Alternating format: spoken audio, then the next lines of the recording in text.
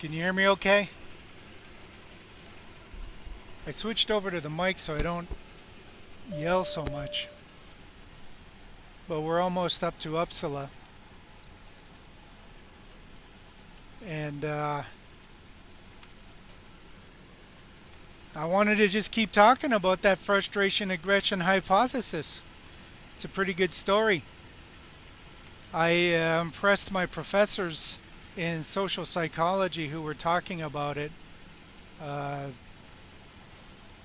in Introduction to Social Psychology at the University of Manitoba when I first learned about this hypothesis. It's a pretty interesting story.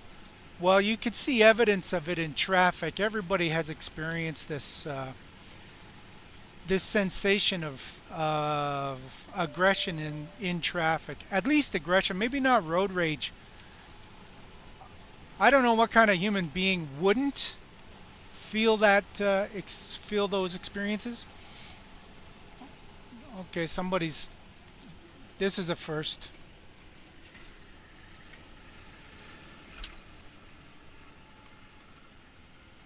This is a first.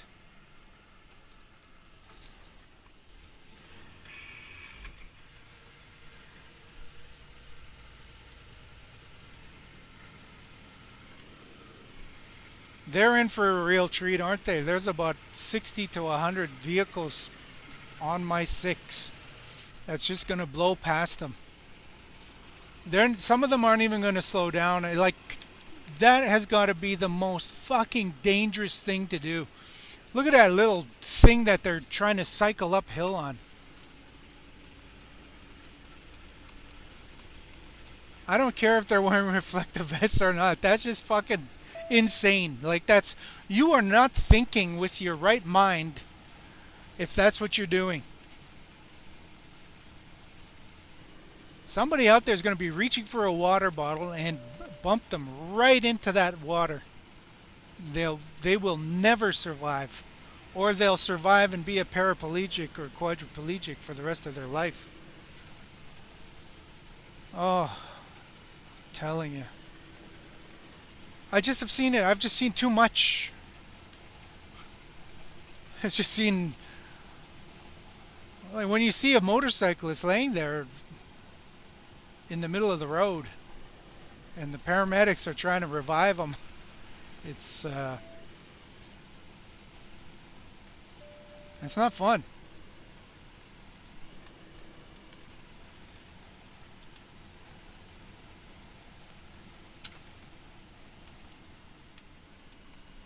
All right, I better slow her down here.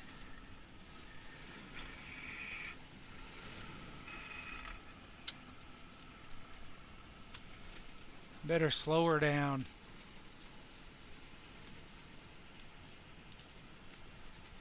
Okay, frustration aggression hypothesis. It was an interesting story about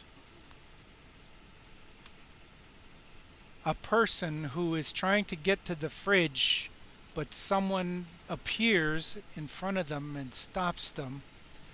They can't get that beer they want or that sandwich or half a sandwich. But they really want to get to that sandwich, but something's stopping them. Could be mom, mom, mom, mom, mom. Could be dad, dad, dad. You know, the phone will ring. Who knows? But you can't get to your sandwich. But you really want that sandwich.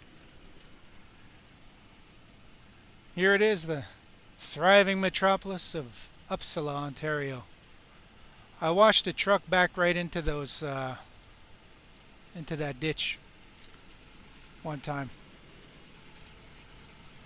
I don't know what he was thinking. Maybe he thought something was there to catch him, but his tandem tires went right into the ditch, and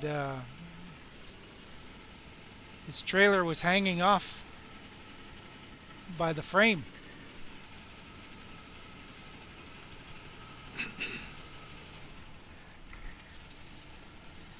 So I guess he was experiencing some frustration when he realized that he had just had a major accident.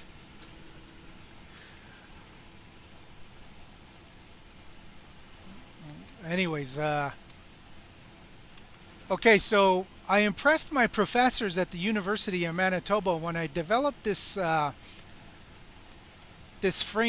framework for the frustration aggression hypothesis in terms of the Riel, what they call the Riel resistance. It used to be called the Riel rebellion because it was told by English people who were promoting their white supremacy.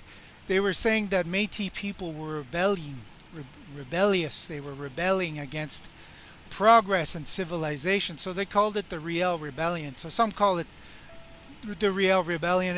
It's now being reframed as the Riel resistance in terms of the truer and more accurate history of of what occurred in 1870 and 1885 here in Canada. So John A. Macdonald and the architects of Canadian Confederacy, they wanted to build a country that was just like England. And there was something stopping them. Something was frustrating them. And it was the Indians. And they had just finished a big war with the French, and the French had their Indian allies, and then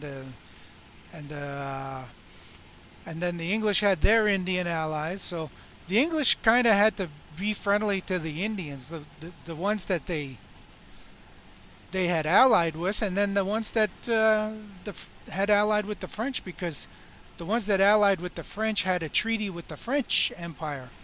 And in order for the British to make peace, one of the things that they had agreed upon was to honor the treaties between the Indians that had treaties with the French Empire. And so the British were obligated to honor those treaties. Most people don't understand that. And that these treaties, those old ancient treaties, are still alive today between the French and the British empires. We don't call them empires anymore, but the French and British interests. Those agreements were made between the English and French kings and queens in treaty, international law later, etc. And it was binding the English to be honorable to the Indians. They didn't really want to be, but they had to be. And that war with the French made them broke. So two things happened. One, they were taxing North Americans heavily to pay for that war. And the United States of America decided, we're not going to pay those taxes anymore. We're breaking free from England, and we're going to make our own country. They learned how to do that from the Indians. They didn't just invent nationalism on their own. Although that's what you're taught in school, that's not what happened. They learned nationalism from Indians. They learned sovereignty from Indians. They learned freedom and independence, and they learned how to draft up a constitution from the Indians. So that's what they did, and they separated from England. There was a war, the American Civil War, but the United States successfully won that war. They won their independence. Canada didn't separate. Canada had these loyalists, and they wanted to build a Canada that was just like England. It was supposed to be made as an imitation in the image of England, the Empire of England. And so what they did is they decided, well, okay, we got no money to fight an Indian war. So what we're going to do is we're going to make treaties with the Indians, and rather than fight a war, we're going to put them on reserves and separate them from the rest of Canadians. And this way, it'll allow us to open up Western Canada for immigration and farmland and resource development. So that was their goal, to connect Eastern Canada with Western Canada, because British Columbia was ready to join the Americans. John A. Macdonald and the architects didn't want that. So that's the setting for the frustration aggression hypothesis.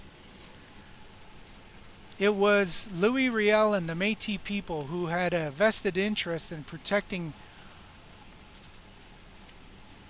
their lifestyle, their way of living, their culture, their identity, their peoplehood. And so they resisted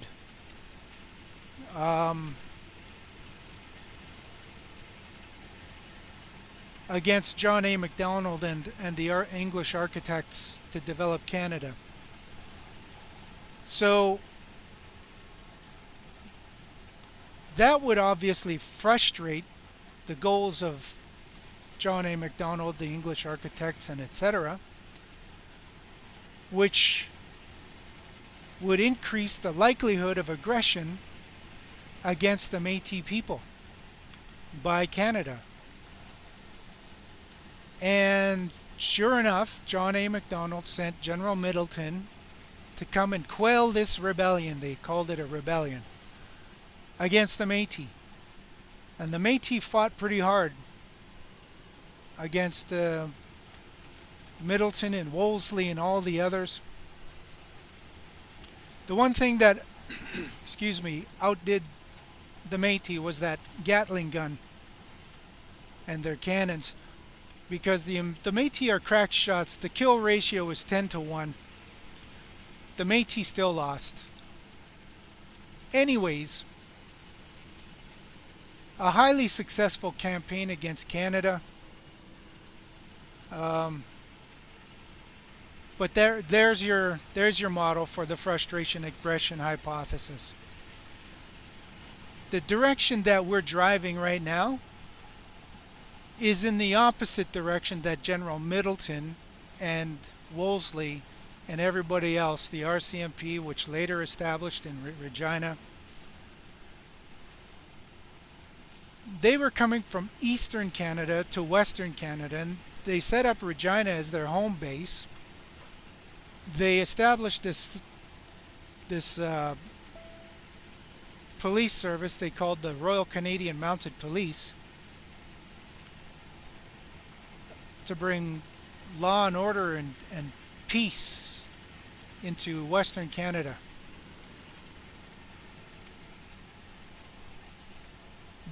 Now, there's the frustration aggression hypothesis for Louis Riel too.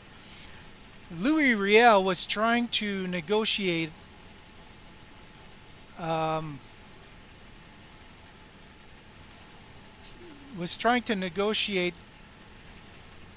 land agreement, a settlement with Canada. But Louis Riel was talking to a racist person who didn't think anything of him. Just thought he was half human, half savage.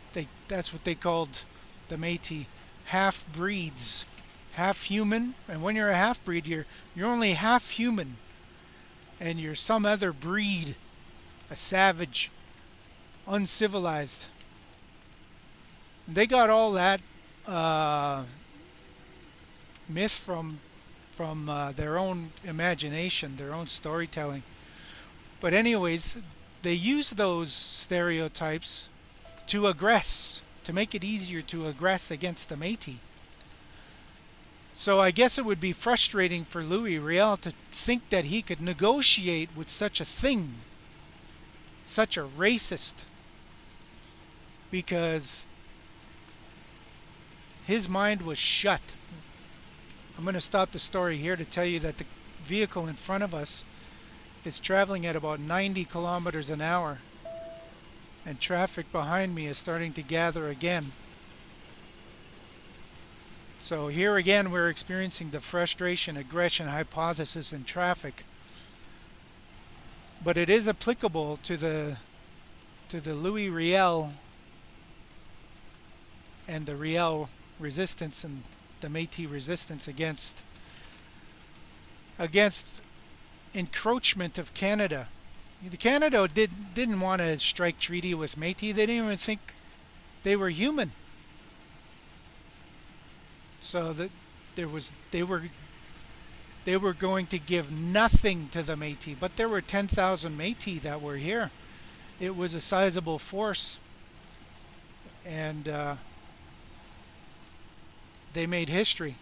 And now that's why you're hearing about Métis people. You don't know anything about them probably, but they fought a war against Canada for their interests, no different than Canada fought a war for their own interests. It was an exercise in futility, and it was unjust for the Métis. Canada knew better, but they were, I guess they were,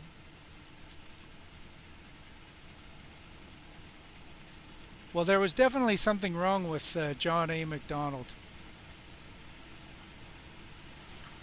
But when you're egocentric and narcissistic,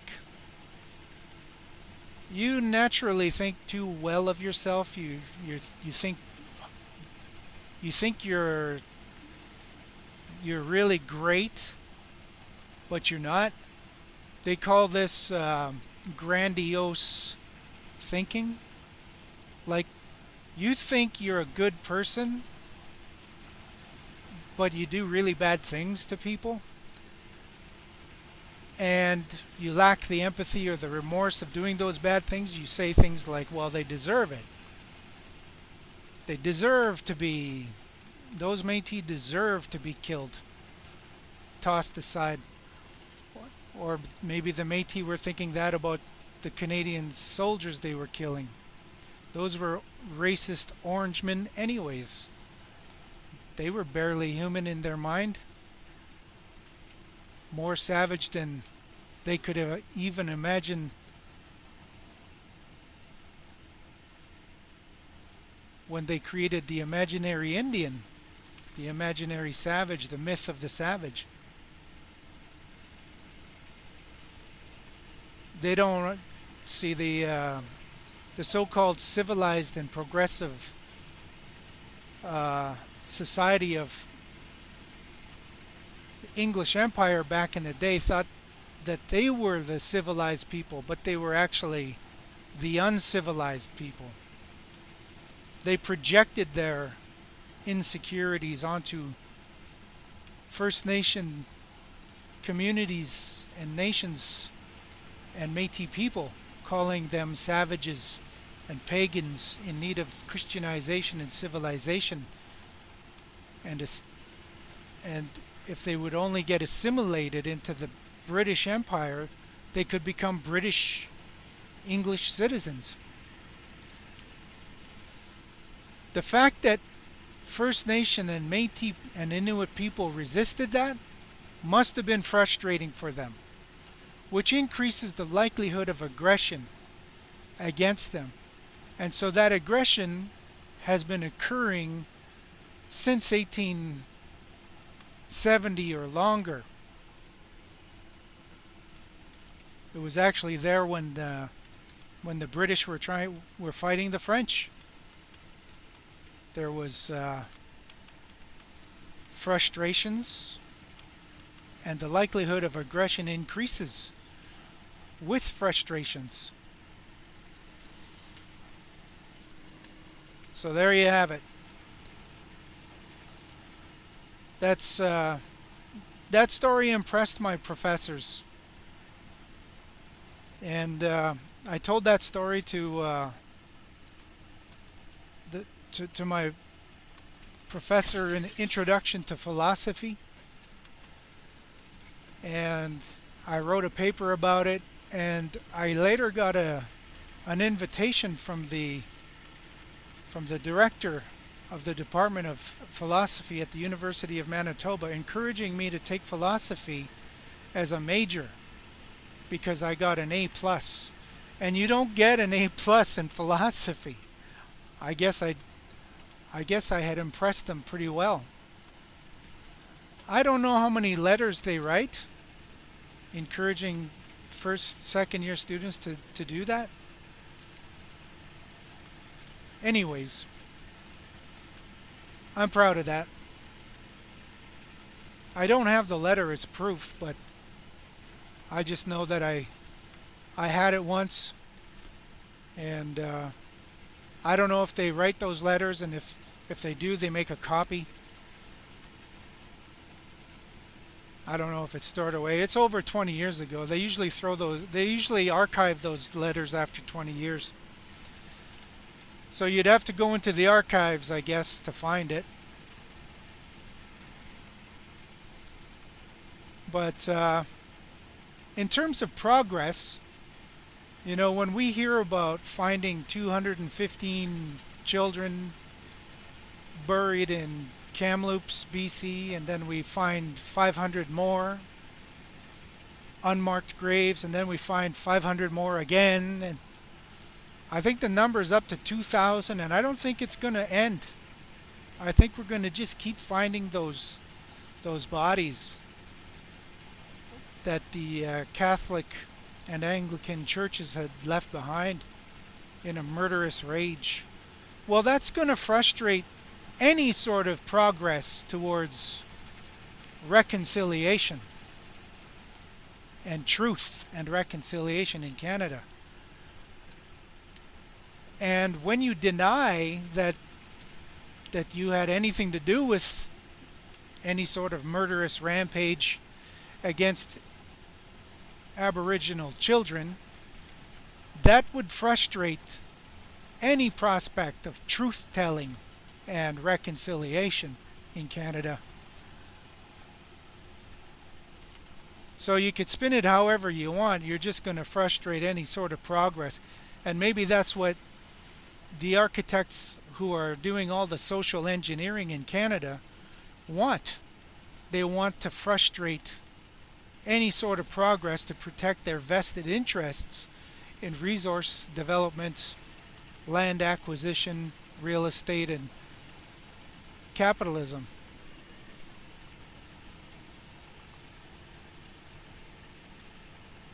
Meanwhile, Aboriginal people who were here first, and the Métis Nation, who is a new nation in and of themselves, recognized and affirmed in the Canadian Constitution, recognized and affirmed by First Nations who lived in or near the traditional homeland of the Métis people.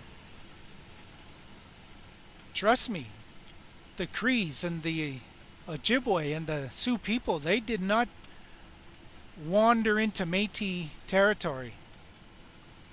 They had respect because they'd be killed. They'd be considered hostile. Unless, of course, they came in peace. And the same thing goes with the Métis. The Métis would never wander into Cree, Anishinaabe, Sioux territory recklessly, because they would be killed by them.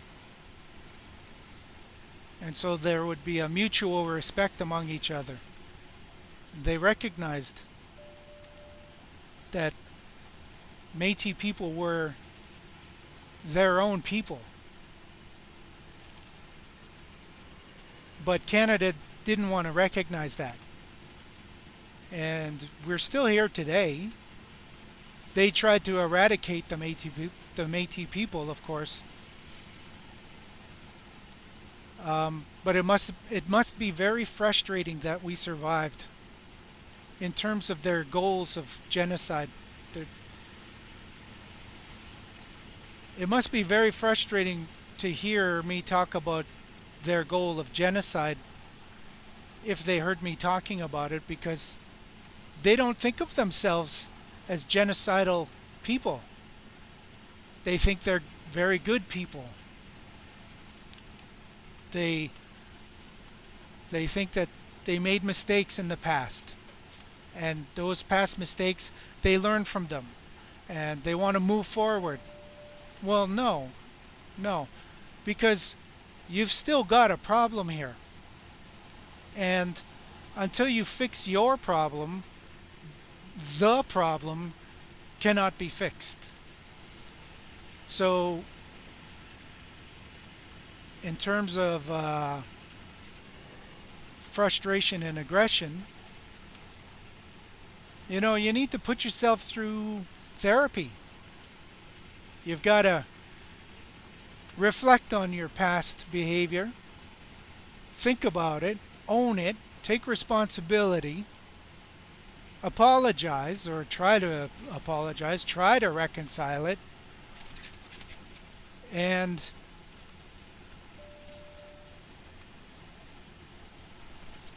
I don't know. I don't know what you got to do. You just got to live your life after you've done all that reflection. You've got to try to not repeat that behavior. But what you got to do is you got to remember that it was your ego, your narcissism, your inability to recognize your own mistakes, to take responsibility. You got to stop believing in that shit. If you think you're holier than thou, if you think you're so good that you can't make mistakes, if you think you haven't made any mistakes, oh no, I didn't do that. Oh, I would never. Just like the Pope is doing right now, and all of those archbishops are doing right now.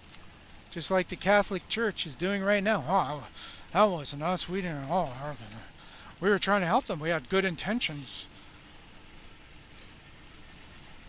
I don't know why that guy's got his. I don't know. Maybe he's not aware that he's got his bright light shining in everybody's face. It's frustrating, and I'm getting aggressive. Anyways, if you're like that and you're in denial of it, well, that's the problem right there. You're stuck in a negative feedback loop that you can't get yourself out of. And it might be hopeless for you. You might be a hopeless case. That makes you dangerous. So, you got to do whatever you got to do. And that goes for Aboriginal people too. First Nation, Métis, and Inuit people. We can't be holding on to these as our excuse to be regressive and to fall into childish behaviors. We can't use these excuses to justify and morally justify the stupid things that we do. We have to accept our role and be responsible for it. And we have to deny our narcissistic, egocentric, self-centered person any role in our life. You have to learn how to recognize that.